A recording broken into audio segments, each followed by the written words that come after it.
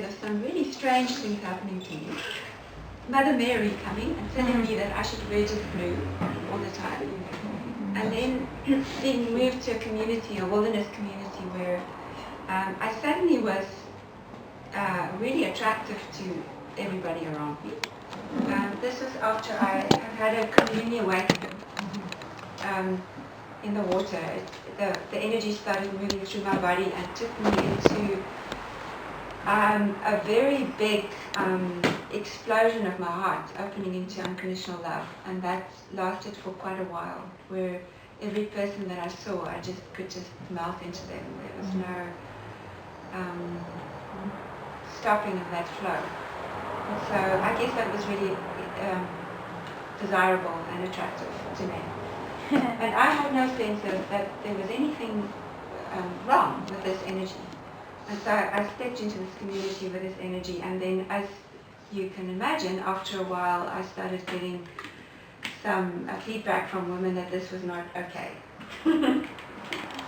That I couldn't just let my love flow. Not that I was doing anything, I was just being there. And so I started a journey in which I started to really have to explore my own sexuality quite significantly, because it didn't behave the way that society said it had to behave. I found myself not being attracted to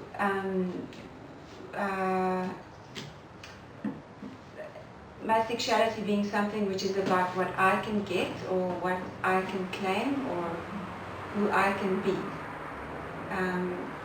There was just this flow of energy through me. And my desire body changed. So that now I know that if I have desires, sexual desires, if my yoni, my vagina responds, opens up, I know I can now understand what it means. It means here is an opportunity to support awakening, which I didn't realize then, because clearly, we don't get taught that the yoni is the gateway to nirvana, which is actually what the Buddha said, but that's in the mystical teachings. So I had to really work with my own fear of being seen as a whore. Right. So, because in our culture, for the last 5,000 years, a woman who is sexual is a whore. And so, maybe at this point I can just rewind the clock a bit and do a bit of history. So, 5,000 years ago and before that, there was a period in human civilization where our understanding was that God had to be a woman. Because clearly women have this magical capacity to give birth. And so men didn't understand that they had anything to do with birth at that point. They didn't understand that. And so women were seen as these magical creatures, and the gods were feminine, were female. And the priestesses, the servants of the goddess were women. And their function in the temple was sacred and sexual. And so men would come to the temple and actually pay money to have intercourse with the priestesses. Now in our tradition, if we hear that, we understand that to be prostitution. This is where the old understanding of prostitution comes from. Because a split happened 5,000 years ago. Before that time, it was understood that to have the opportunity to make love to a priestess in the temple was the closest that a man could get to feeling the pathway of the goddess flow through him, to being open to the divine. Because it was understood that female sexuality is such a mystery, that this is the greatest gift that a man could receive. And as a way of showing his valuing of this opportunity, he would give gold coins. So that's where that tradition comes from. And then about 5,000 years ago, there was a political change. There was an Aryan race that came from up north and had a male thunder god. And does that sound familiar? And he, this tribe, this race, overthrew the matriarchal tribes, which were not violent, by force. But they could not break their spirit. because the women, the whole culture, they were still worshipping the goddess. And so some clever priests in their tradition worked out that what they could do was to take the mythology of the goddess tradition and slightly alter it, which is where we then get the story of the Garden of Eden.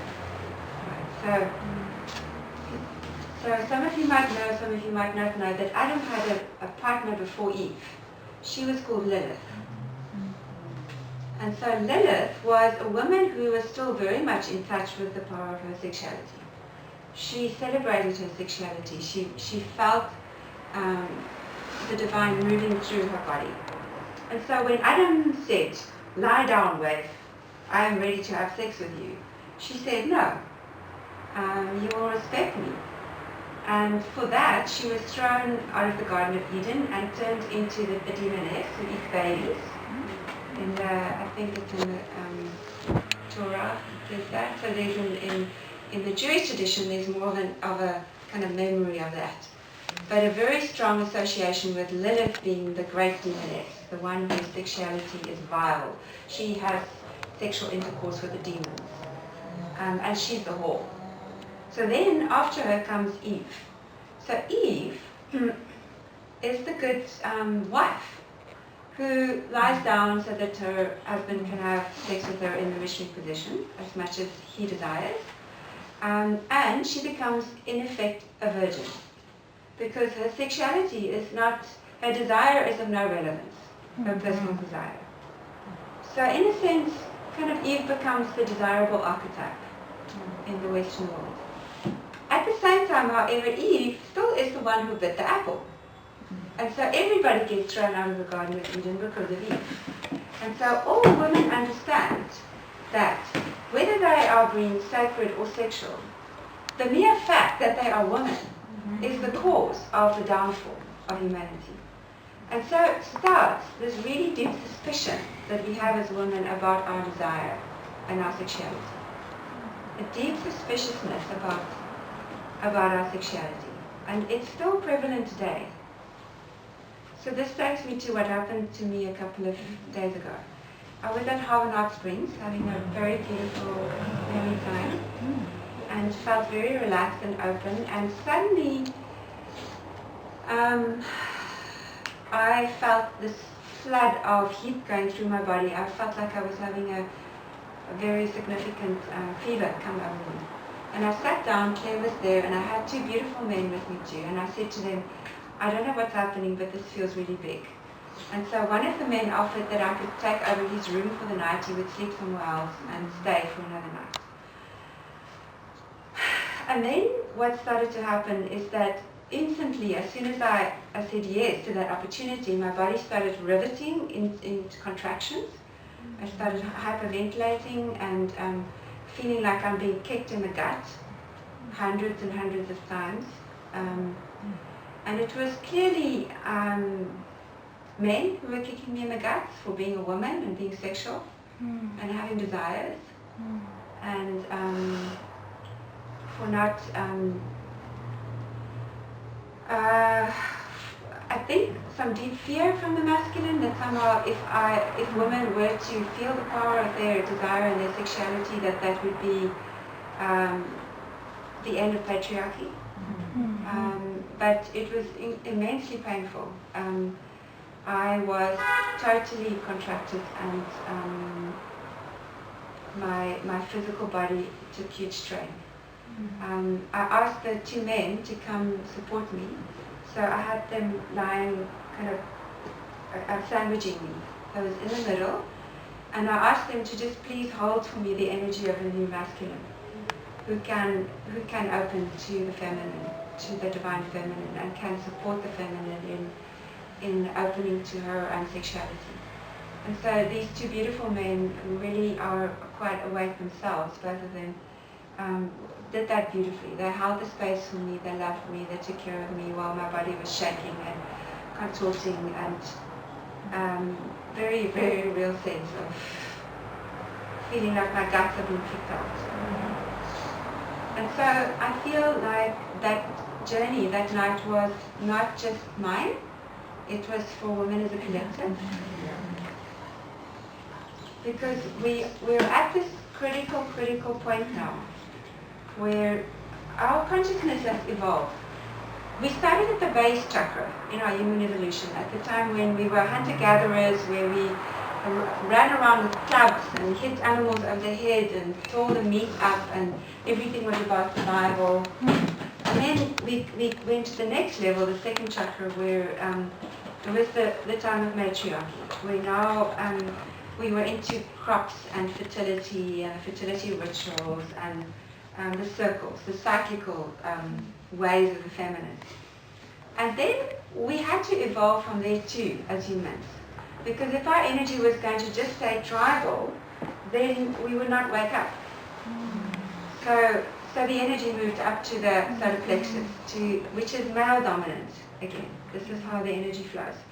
The patriarchal era, which is what we've been in for the last 5,000 years. In this time, we have individuated. We have developed individual identities apart from the collective. We have developed a sense of personal power. We've developed our intellect, and we've developed our capacity to work with duality. So these things have their advantages and their disadvantages.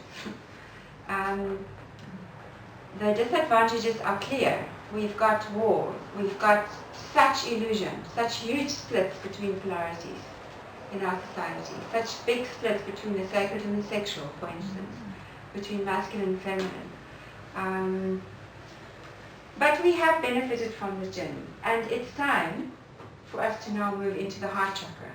This is where we act in our human evolution. The heart chakra is a place where neither the feminine or the masculine is dominant. This is the place where the marriage of spirit happens.